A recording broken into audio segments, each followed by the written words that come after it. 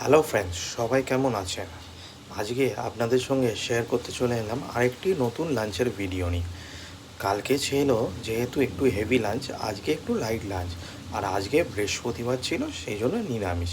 আজকে ছিল সাদা ভাত, গন্ধরাজ লেবু, আলু ঝিঙে পোস্ত, তার সঙ্গে ছিল পটল ভাজা আর একটু স্যালাড।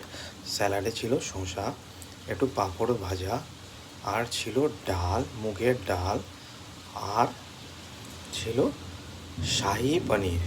আমার ফেভারিট শাহি পনির। কার কি ফেভারিট একটু প্লিজ কমেন্টে জানাবেন, আর পারলে একটু লাইক করবেন।